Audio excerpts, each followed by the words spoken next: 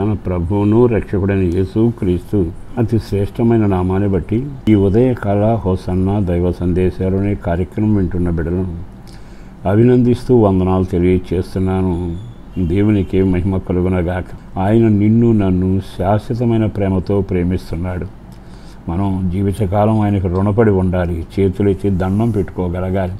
కృతజ్ఞతతో నింపబడి నడిపించబడాలి. మీకు ఈరోజు ఒక వాక్యాన్ని జ్ఞాపకం చేస్తాను.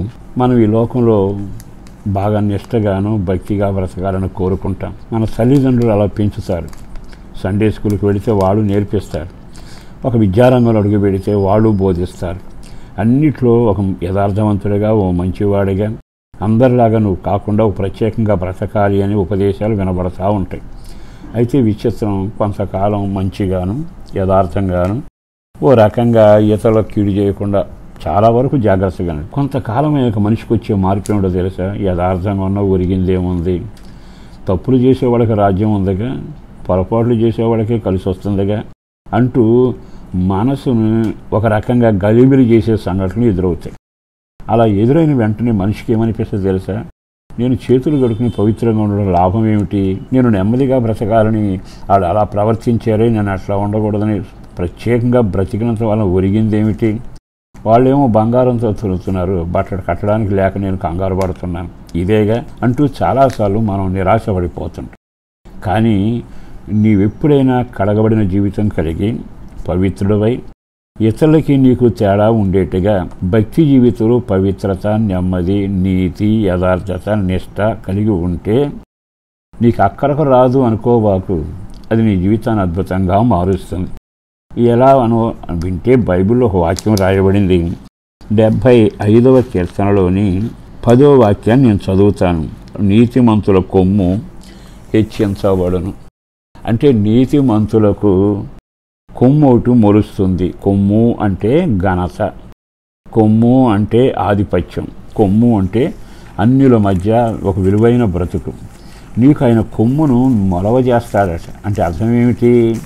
నీ జీవితంలో నువ్వు పడిన ప్రయాసకు తగ్గట్టుగా నీతిగా భక్తిగా ఉన్నాను, నాకేం కలిసి రాలేదు అని నీవు అనుకుంటున్నావుగా. 10 మందిలో ఆ యొక్క జీవానికి కొమ్ముంటే ఎంత ఘనతగా ఉంటుందో అట్లాగే నిన్ను ఘనత అనే కొమ్ము చేత దీవించబోతున్నాడు. నీతిమంతుడు అంటే నిష్టగాను యేసు రక్తం ద్వారా కడగబడి జీవితాన్ని మార్చుకుని యథార్థంగా ఉన్నా లేకపోయినా కష్టాలైనా ప్రభువు కొరకు బ్రతకడం అనే జీవితాన్ని ప్రారంభిస్తే వానికి కలిగేది ఏమిటంటే ఘనత కలుగుతుంది. నీతిమంతుల గురించి 2 మాటలు చెప్పమంటారా? నీ జీవితంలో నీ వేరు అంతకంతకు లోపలికి వెళుతుంది. చెట్టు గట్టిగా ఉండి ఫలభరితంగా ఉండాలంటే వేరు లోపలికి వెళ్ళాలిగా. అంటే నీ అంతరంగిక జీవితం, నీ కుటుంబ జీవితం, నీ భక్తి జీవితం కదిలిపోకుండా వేరు తనిన చెట్టులాగా నువ్వు ఉంటావు. మిగిలిన వాళ్ళకి కష్టాలు వస్తాయి, తుఫాన్లు వస్తాయి, కానీ వాళ్ళు ఏమవుతారు తెలుసా? ఊరికినే ఉరిగిపోతారు. కానీ నీతిమంతుడు ఎన్నడూ కదల్చబడగా. రెండవది, తలపైన కొమ్ము మొలుస్తుంది. అంటే ఘనత కలుగుతుంది. వాళ్ళందరి మధ్యలో ఎంత సమస్యల మధ్యలో కొట్టుమిట్టాడి నడిచి వెళ్ళినా యోసేపు తల ఒక ఆశీర్వాదకరంగా ఎత్తబడిందిగా. ఆ నీతిమంతులు కొమ్ము హెచ్చించబడిన అన్నట్టుగా బానిస బ్రతుకులో నుండి, చెరసాల జీవితంలో నుండి సింహాసనం మీద ఉండి రాజకిరీటం పెట్టుకోవడం మామూలు విషయం కాదుగా. ఇవన్నీ మీరు ఎరగని సత్యాలు కాదుగా. ఒక సేవకుడిగా, పెద్దవాడిగా మీ అందరికీ నేను చెప్పగలిగిన మాట, రోజులు ఇలాగే ఉంటే అనుకోకండి. అక్రమం చేసిన వాడికి మంచి రోజులు అనుకోకండి. నా దేవుడు నాకేం చేశాడని నిరాశ పడకండి. ఒక అనుభవం ఉన్న సేవకుడిగా చెబుతున్నాను. మీ కుటుంబాల్లో ఈరోజే మీ జీవితంలో అద్భుతం జరగాలని ఆలోచించబాకండి, ఆశ్చర్యపడకండి. కానీ నీతిని కాపాడుకుని వేరు తన్నిన చెట్టులాగా, దేవుడు గణపరిచిన వ్యక్తిలాగా, ఇరుకు ఇబ్బందుల మధ్యలో అందరూ నేను అవమానంగా మార్చిన చెరసాలను కొరకులో నీకు ఎదురు చూసి ఆ చెరసాలలోకి నిన్ను తీసుకుని వెళ్ళినా అక్కడ మళ్ళా తలుపులు తెరవబడతాయి. ఒక పక్కన చెరసాల తలుపులు తెరిచి ఆ బంధకాల్లోనికి నువ్వు వెళ్ళేటట్టుగా కొన్ని సంఘటనలు జరుగుతాయి. నువ్వు మగ్గిపోయి ఏమైపోయాడు నీ దేవుడు అనే స్వరం వినబడుతున్న వేళ మరొక తలుపు తెరవబడుతుంది చెరసాలలో. అది మహిమ కలిగిన కిరీటం కొరకు నిన్ను నడిపిస్తుంది. కనుక మీ అందరికీ మంచి రోజులు వస్తాయి. ఆ రోజులు రావాలని, మీ పవిత్రతను భక్తిని కాపాడుకుని కృపలో సాగాలని కోరుకుంటూ మీ కొరకు ప్రార్థన చేస్తాను. మీకు మంచి రోజులు, మీకు ఘనత కలిగి వర్ధిల్లుదురుగాక. ఆ కృప దేవుడు దయచేయునుగాక.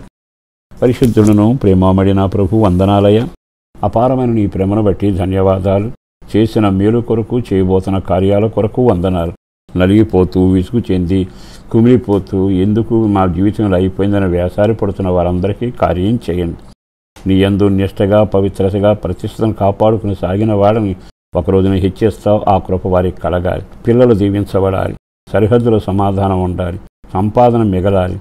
ఆధ్యాత్మిక మెలుగు కలగాలి. రక్షణ భాగ్యం కలగాలి. అందరికీ ఆరోగ్యం, సమాధానం కలగాలి. చేస్తున్న ప్రతి ప్రయత్నం, చేస్తున్న ప్రార్థన ఫలించాలి. విన్నపాలకు జవాబు దయచేసి మీరు మహిమ పొందండి. యేసు పేరట వేడుచున్నాము తండ్రి. ఆమేన్.